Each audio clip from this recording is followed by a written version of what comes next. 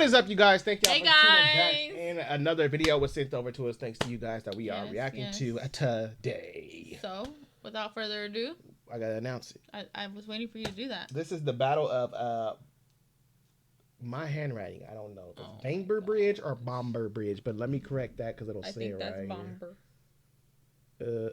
The battle. It ain't saying. I think it's Bamber, but don't come for me because I wrote it over here. And it just I don't know. But anyways, all seriousness, one of you guys sent me this on Instagram and said this was about I forgot what war it was, but it had to do with African Americans being a part of this. So this is probably gonna be more of a serious reaction for us.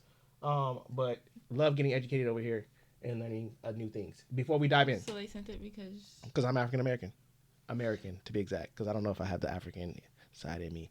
I might just be Black American. Once again, my humor, y'all. But if you're new, hit that subscribe. Help us reach that goal of 100K. And let's dive in. Did you know that 2 American units fought and shot each other over in northwest England in June 1943? This is the story of the so-called Battle of Bamber Bridge, a skirmish fueled by beer and no small amount of racism.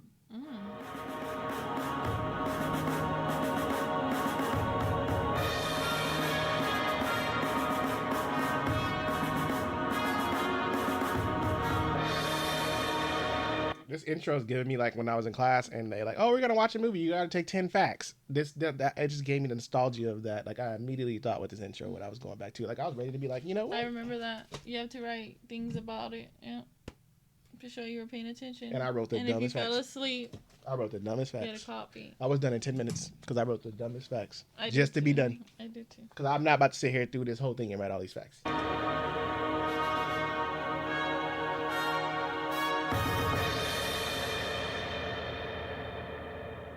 The front.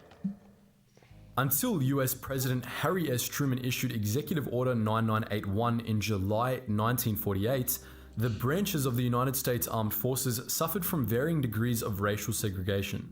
The first clause of the order read as follows: "It is hereby declared that there shall be equality of treatment and opportunity for all persons in the armed services without regard to race, color, religion, or national origin." Of course, the order didn't erase racism in the military, and it was put into effect some 5 years after the Battle of Bamber Bridge.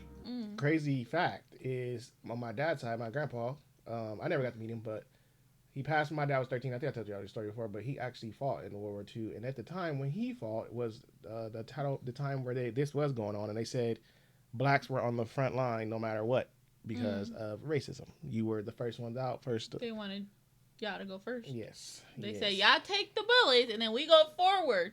And we'll take the victory. Throughout World War II, some 2 million American servicemen passed through or were stationed in the UK for a variety of purposes. And they weren't always on the job. They often toured the UK and interacted with its denizens. Many American servicemen married English women and brought them back to America when the war was over. Oh, dang. More often than not, African Americans were well received by the British populace, at least at the start. When more racist white Americans poured into the UK, they imposed their aholery upon the British, refusing, for example, to eat at a restaurant that served black people. According to Roy Otterly's article, Dixie Invades Britain, which was published in 1942, American observers who were in the UK in 1942 when the first contingents arrived from America saw amicable and smooth relations develop between the Negro troops and their British hosts. So much so that certain white American soldiers became openly resentful, and they lost no time in attempting to discipline the British people. So, if I'm hearing this correctly, the British people had the black people backs, right? Yeah, but I'm saying too, they accepted them before the white Americans made it over there and started saying like, oh, that is crazy. I never knew that. You know what? I've seen movies on, like, I forgot what war movie I watched, but there was one and I didn't know like the blacks were actually dating British women. So I wonder why, like when you see that, when they be like back in the day, if you see like an old photo like in a history book and a black man like in the military with a white woman, it was really a British woman and not like an actual Caucasian woman, and they saying like, oh, the black he was with, and it was actually a British woman he was with because he was in the military. You know what's so crazy too? They growing up used to hear like that the British like they didn't like black people. Like, it was British people and something else. He used to say, like, oh, they don't like black people. You can't go over there. Like, you can, but it was, like, one of those where, like, they make you feel out of place and everything. And it's like, but this is saying otherwise. That's why I would say our history is a lie sometimes. A lie.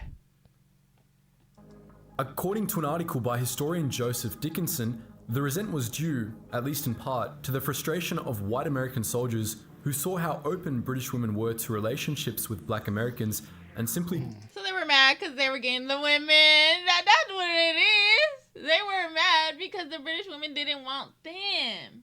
They wanted them. Makes sense. Couldn't handle it without chucking a massive tantrum. In the words of author Graham Smith, many young girls found the blacks fascinating, appreciating their attentiveness and good manners. The United States Army Air Forces, or USAAF, the precursor to the US Air Force, operated out of more than 200 airfields in the UK, each base housing an average of 2,500 men. Among the American units which flew out of the UK was the 8th Army Air Force, and one of the 8 supporting units was the 1511th Quartermaster Truck Regiment, a racially segregated unit composed of African American soldiers. These men were housed at Air Force Station 569, or more colloquially, Adam Hall, in the village of Bamber Bridge in Lancashire, England. Their job was to deliver, via trucks, war material to other air bases in the area. When they were off duty, some of the men enjoyed a pint or two at a watering hole called Ye Old Hob Inn, where they were more than amicable with the local English. When the white Americans started cracking down on this, demanding the establishment of a colour bar in the village's 3 pubs put up signs reading "Black Troops Only." Racism, it seemed, would not be tolerated in Bamber Bridge. Unfortunately, the 234th US Military Police Company, which operated on the north side of the village, were especially sore about the attentive, well-mannered African American men winning the hearts of Bamber Bridge's women. The MPs had standing orders to arrest American soldiers who were out without a pass, who weren't dressed properly, or who were acting disorderly. On the 24th of June 1943, just days after the race riot back in Detroit, Michigan, they tried to use their power to give the black soldiers of the 1511th a hard time. The consequences were disastrous. While the specifics might vary between sources, the core of the story remains the same. Possibly because an African American soldier tried to purchase a beer after last orders had been called, MPs Roy A. Windsor and Ralph F. Ridgway entered Ye Old Hob Inn on the night of the 24th and tried to cite one Private Eugene Nunn for being without a pass and for wearing the wrong uniform. An argument broke out, and the locals, as well as British servicewomen of the Auxiliary Territorial Service, sided with Nunn and the 1511th. An unnamed white British soldier also chimed in, saying, "Why do you want to arrest them? They're not doing anything or bothering anybody." The heat increased, and one private, Lynn M. Adams of the 1511th, brandished a bottle. In retaliation, Windsor drew his gun. It might have gone down then and there had not a black sergeant by the name of William Byrd managed to defuse the situation. The MPs got into their jeep and were on their way out, but Private Adams was mad and probably a little drunk, and decided it would be a good idea to throw his bottle at the jeep. The MPs were outnumbered and chose not to retaliate at that moment. Instead, they gathered some reinforcements and ambushed the men of the 1511th as they were walking back to Adam Hall later that night. A fight ensued on the road, possibly with the MPs wielding billy clubs. The 1511th fought back with bottles and loose cobblestones. Supposedly to stop Private Adams from hurling a stone at him, MP Carson W. Bosman drew his gun and fired. The bullet struck the private in the neck, but he wasn't killed. The fight soon subsided, and the men of the 1511th made it back to Adam Hall, mostly in one piece. That's good. At some point during the chaos, a rumor spread throughout the village. A black soldier had been shot in the back, and the MPs were out on a manhunt. There seems to be a little confusion about what happened next, but the resounding narrative is that a pissed off crowd of some 200 black men rallied at Adam Hall, standing against their white senior officers and calling for war. It's possible they would have stormed the village en masse, but the 1511th's only black officer, Lieutenant Edwin D. Jones, was able to calm them down, for the time being. It wasn't long after that, however, that about a dozen MPs drove into Adam Hall in several jeeps and an improvised armoured car fitted with a machine gun. This prompted the 1511th to seize about 2/3 of the firearms stored at Adams Hall and either take up defensive positions or drive or run out into the night to meet the MPs head on. The locals were instructed to stay inside, and over the next 3 to 4 hours, a firefight raged throughout the Bamber Bridge area. A private of the 1511th, one William Crossland, took a bullet and died, while 4 or 5 other soldiers and 2 MPs were injured. It could have been much, much worse. You know what's even more sad about this? That this is Americans amongst each other. It's Not the even reason. fighting in the, not even fighting a war. You fighting amongst each other because you're mad about a skin color. You're mad And because no girl they was over wants there you. with women that had nothing to do with you. If they don't and like you, you mad. Your feelings is hurt. The insecurities are showing. And then I'm gonna go a step further. How you go to another country and try to instill your power and rules over there and make rules in a place that you ain't even from? That's crazy work. Crazy work. Isn't it? That is crazy. Like, what is you doing? I feel like history is repeating itself. It surely Isn't that does. crazy? It's funny how some people just like to implement their power over everybody. It is so The funny. jealousy is gelling. Turn your American news on today, you will see the same thing going on today. And just imposing their power like they just So can't. technically, the British loved black people, is what they're Pretty saying. much. I need to go over there. I need to come get y'all some hugs. It's 'Cause that's beautiful. growing up, I don't know about you, but I always heard that They didn't mess with us. they didn't like black I people, heard that they it was didn't not know good to go over there. That's why you never see anybody over there. But growing up now and knowing we know now, we notice that there's so many black people there. Yeah. Like the accents, the shows, everything. I'm like, oh, If I would knew my blackness was so loved over there, I'd have been over there a long time ago. you would have been I'd with been over there like, yes, they love me. Yes, you would have They been with a love British me. woman. It's okay, I got a Puerto Rican. Puerto Rican. Oh my gosh. I'd have been like, they love me. That is so crazy though. All things considered. Following this mess, 2 trials were conducted. In the first, 4 of the African American men involved in the fight in which Private Adams was shot were found guilty of various offences, dishonourably discharged, and sentenced to hard labour. What? In the second trial, 28 of the 35 defenders were convicted of offences such as ignoring orders, failing to disperse, rioting, mutiny, seizing arms, and firing on On what officers side? and Whose MPs. side? They were sentenced to as many as 15 years, but further reviews saw a reduction in these sentences Wow. and the release of some of the men. That is crazy. 15 of them returned to duty in June 1944, just in time for the Normandy landings. All in all, the longest period served by any of the men was just 13 months. Again, things could have been much worse. Oh, definitely. The commander of the 8th Army Air Force, General Ira C. Iker, believed much of the blame fell on the MPs, whose blatant racism inspired the entire affair. The white officers of the 1511th were also largely to blame, as they did a terrible job of trying to pacify the rioting men at Adam Hall and also refused to tend to the wounded among them. Yes. At least one of them was reportedly drunk. Following the incident, the 1511th and other trucking units' ranks were purged of racist officers, and black officers were integrated into the MP units. Oh, damn. Things got slightly better after that. We're interested to know what you think though. Had you heard of the Battle of Bamber Bridge before today? Never. Why do you think it happened? Lastly, can you think of any similar battles which took place during the war? And shout out to my boy Kamal for suggesting this ages ago. Anyways guys, as always, thank you so much for watching, and I hope you learned something new. I absolutely learned something Did. new. Never heard of this to answer that. 1, Definitely learned something new. 2, That is crazy. And 3. I feel, yes. I feel like, It's crazy that they ended up being in the MP though. yes. It's like a slap in the face to them though. Like, still here. Oh, Now and we're you know what? in there. And I'm gonna say it. I'm speaking to my British people because I don't want no American people coming in here and saying what I'm gonna say. Listen, this history when D made the comment, history repeated itself. Yes, and I'm not speaking on everything in America that is going on. Let me vaguely say that there are some wrongdoings, but I believe it is still going on amongst America. If you don't believe me, turn on your TV. If you don't believe me, go click on some of these YouTube videos that are going around and see what people are supporting out here that's going on in America, saying like, yeah, freedom of speech and this is right and this is that. But hate speech is a crime.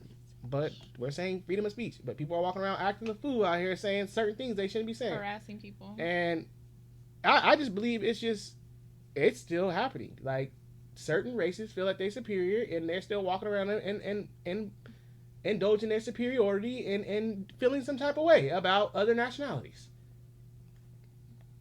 It is what it is. But it's sad. But like I said, back to relate to this story, I never knew this happened. I never knew British stood up for them. I wonder if the schools in British, do they learn about this, because this is technically British history also? So if you go to British, will people in Britain know about this particular event, or is this something that, like, if you know, you know, if you don't, you don't? Like how we never knew about this, never heard about it, never even heard the name.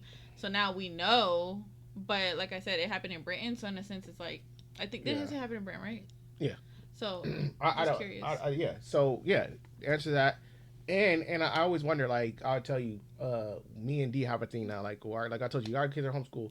I feel like us coming up, we were popular. We were public school people, and us coming up, we always talk about the history we learn, right? And it's American history. There's a small section of Black history. You learn about Martin Luther King and Malcolm X, and boom, you're done. Kumbaya, we got together, we can held hands, and that was it.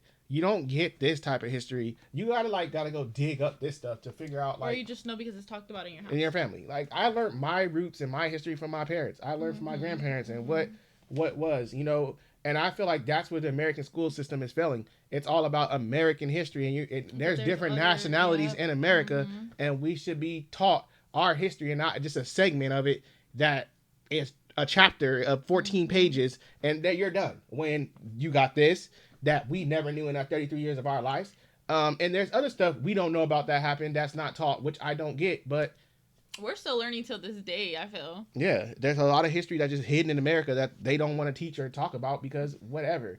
But this was crazy. I never in my life heard of the story. And now I'm curious to know if my dad heard about it, because now I'm going to send it to him and be like, Dad, did you know about this? And he might, because I said my grandpa was a World War II vet, so maybe he did know about it. So, but I'm leaning towards maybe he's not. He probably gonna be like, no, I never knew. He might know of the war, but he probably don't know the backstory. 1942, which is, hold on, because let me see. I don't want to sound stupid before I say what I'm gonna say.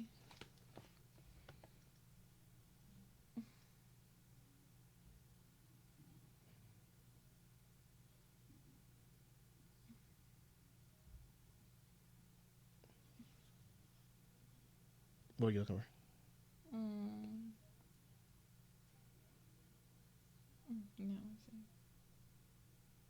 I don't know what you're looking for. So it said 1942, huh? 43. Oh, 43. Okay. What? Oh no, nothing. It just sounded familiar, but I was wrong off the year. 1 year. And once again, and then I'll leave this video. Number one thing I always say, I got a grandma that's 80 something, 84, right? In America, you have a lot of people that say, "Oh, it happened so long ago. It happened so long ago." That's 1943. We're talking about racism. I can't fathom how people don't get that when they say, "Oh, well, it happened so long ago." How is it? I don't really say it's long ago, because if people are still alive when it happened, it's not long ago. They're still alive. There's people who want to go with that here. 400 years ago to happen, isn't it? No. 1943 is behind. It's back. It's behind. It's on our back door. And I tell her all, like, my thing is when people say that, like, well, 1943 happened in 1943. Do you think them people didn't have kids and passed it down? You think them people ain't grandmas? Like some of the people, like, who was born in like 1940, they lived to 80. You know, some of them were still alive and able to see the 2000s. So yes, they still live. There's still people in today's world who think like this. So stop saying, "Oh, it happened so long ago," because there's still people who walk around with the same mindset them other people had on the other side, the MPs, whatever it's called. They still have that mindset today and say, "We don't like you." So stop saying it like that happened. You just ain't got control over us to put us in chains no more or have us in fields no more. So now you feel like, oh, no, you still got the mindset. You can still have the mindset of something. You just ain't got no control. Message. Love y'all from the UK, because this was beautiful. And I'm glad y'all was rocking with me and my people the way y'all was rocking with us, because I didn't even know that. And now I know. So love. There's nothing but love from over here, because I rock with y'all because y'all rock with me. I'm rocking with y'all. We that much tighter now. We was already tight, but now we here. We here, y'all. See y'all later.